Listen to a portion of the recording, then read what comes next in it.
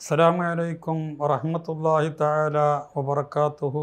ബിസ്മില്ലാഹി വൽഹംദുലില്ലാഹ് വസ്സലാത്തു വസ്സലാമു അലാ സയ്യിദിനാ മുഹമ്മദിൻ വഅലാ ആലിഹി വസഹബിഹി അജ്മഈൻ. അമ്മാ ബഅദ്. ബഹുമാന്യരായ സഹോദര സഹോദരിമാരെ, നമ്മളിപ്പോഴുള്ളത് അറബി വർഷത്തിൻ്റെ അവസാനത്തെ മാസമാകുന്ന ദുൽഹജ്ജ് മാസത്തിലാകുന്നു. ഹജ്ജ് നിർവഹിക്കപ്പെടുന്ന മാസമായതുകൊണ്ടാണ് അതിന് ദുൽഹജ്ജ് എന്ന് പ്രധാനമായും പേര് പറയാനുള്ള കാരണം. അങ്ങനെ ഈ വർഷം അവസാനിക്കുന്നത് ദുൽഹജ്ജ് കൊണ്ടാണെങ്കിൽ അറബി വർഷത്തിൻ്റെ കൊല്ലം തുടക്കം കുറിക്കുന്നത് അഥവാ ദുൽഹജ്ജ് കഴിഞ്ഞു പോകുന്ന മാസം ഏതാണെന്ന് ചോദിച്ചാൽ അത് മുഹറം മാസം എന്നാണ് നമ്മളെല്ലാവരും പറഞ്ഞു വരാറുള്ളതും അങ്ങനെ തന്നെയാണ്. മുഹറം എന്ന് പറഞ്ഞാൽ അതുകൊണ്ട് അർത്ഥം വിരോധിക്കപ്പെട്ടത് എന്നാണ്. വിരോധിക്കപ്പെട്ടത് എന്ന് പറഞ്ഞാൽ ഈ മുഹറം മാസം എന്ന് പറയുന്ന അറബി കൊല്ലത്തിൻ്റെ തുടക്കം കുറിക്കുമ്പോൾ പ്രത്യേകമായി വിരോധന മേഖലകളെ ശ്രദ്ധിക്കേണ്ടത് ആവശ്യമാണെന്ന് ഉണർത്താൻ വേണ്ടിയാണ്. അഥവാ മൻഹിയാത്ത്, വിരോധിക്കപ്പെട്ട കാര്യങ്ങളെ മാറി നിൽക്കാൻ ഏറ്റവും കൂടുതൽ അനുയോജ്യമായത് മുഹറം മാസത്തിലാണ്. എന്തുകൊണ്ടെന്നാൽ ഒരു മനുഷ്യൻ തുടക്കത്തിൽ തന്നെ വിരോധിക്കപ്പെട്ട കാര്യങ്ങളൊക്കെ വിരോധിച്ചുകൊണ്ട് പതിവാക്കി പോന്നാൽ പിന്നീടുള്ള സമയത്തും അവനതിന് നിലകൃതിയാവാൻ പോകാൻ സാധിക്കും.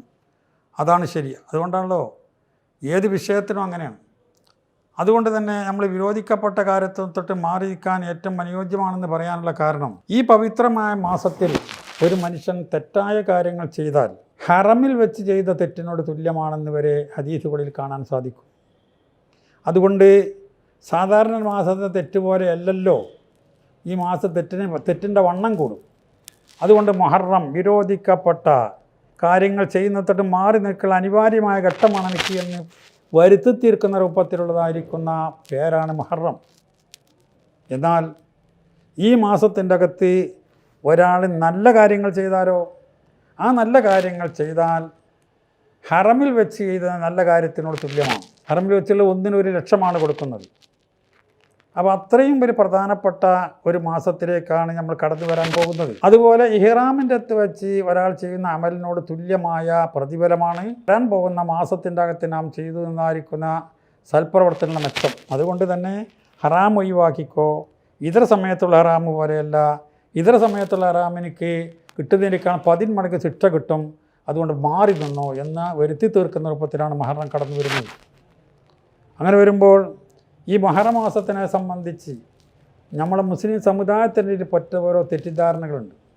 അതെന്തോ ഒരു ഭീകര വസ്തുവാണ് എന്നുള്ള നിലവാരത്തിൽ അതിനെ കാണുന്ന ഒരു സമ്പ്രദായം മുസ്ലിമീങ്ങൾ കടന്നു വന്നിരിക്കുന്നു. അതൊരിക്കലും ശരിയല്ല.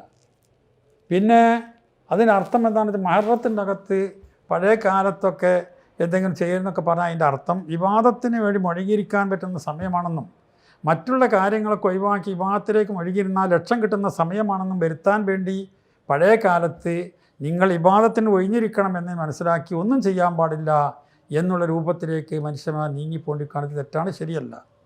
അതുപോലെ തന്നെ മുഹറം മാസം മറിഞ്ഞു കാണാൻ പാടില്ല. ഇങ്ങനെയുള്ള ഓരോരോ തെറ്റിദ്ധാരണകളാണ്. സത്യത്തിൽ മുഹറം മാസം സന്തോഷം, വളരെ ഇബാദത്തിൻ്റെ അകത്ത് ഏറ്റവും പുരോഗതി വരുത്തേണ്ട മാസമാണെന്നും ഹറാമിനെ തൊട്ട് മാറി നിൽക്കേണ്ട മാസമാണെന്നും മനസ്സിലാക്കി പ്രവർത്തിക്കുകയാണ് വേണ്ടത്.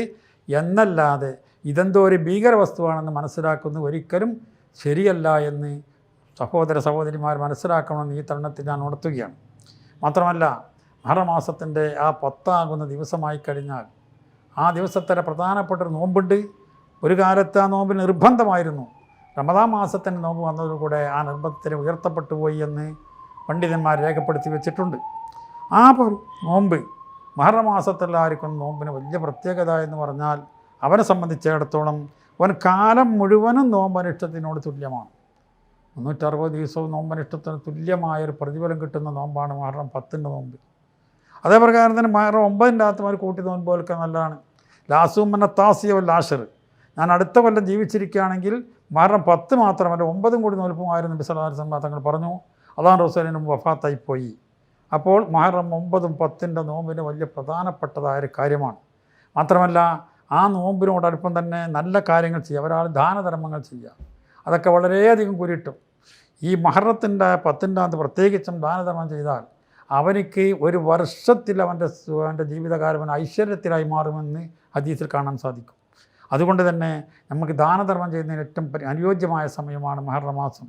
അപ്പോൾ ആ കാര്യത്തിനൊക്കെ പ്രധാനപ്പെട്ട കാര്യങ്ങൾ മാത്രമല്ല, ബഹുമാനപ്പെട്ട അബുൽ ബഷർ ആദം നബി അലൈഹി സ്വലാത്തു വസ്സലാം ആ സ്വർഗത്തിൽ നിന്ന് പഴമായി ബന്ധപ്പെട്ട വിഷയത്തിന് വേണ്ടിയിട്ട് ആദം നബി സ്വർഗത്തിൽ നിന്ന് ഇങ്ങോട്ട് പോന്നല്ലോ.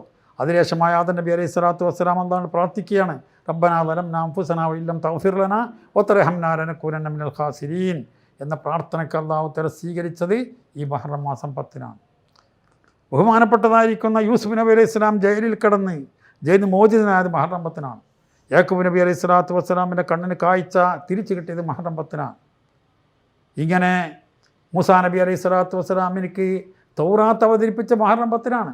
തൂരി സീനാ പർവ്വതത്തിൽ വെച്ച് മൂസാ നബി അലൈഹി സ്വലാത്തു വസ്സലാം അല്ലാഹുമ്മ സംഭാഷണം നടത്തി. അള്ളാഹിൻ്റെ സംഭാഷണം മൂസാ നബി കേട്ടു. അപ്പോൾ മൂസാ നബി ആവശ്യപ്പെട്ടു, പടച്ചവനൊന്ന് കാണാൻ സാധ്യമല്ലെന്ന് പറയുകയും അങ്ങനെ ആ നിലക്ക് ഈ മൂസാ നബി വകല്ലമല്ലാഹു മൂസാ തക്രീമ, മൂസാ നബി അള്ളാഹിനോട് തൂരി സീനാ പർവ്വതത്തിൽ സംസാരിച്ചതും അതുപോലെ തന്നെ തൗറാത്ത് അവതരിപ്പിച്ചതും മുഹറം 10-നാണ്.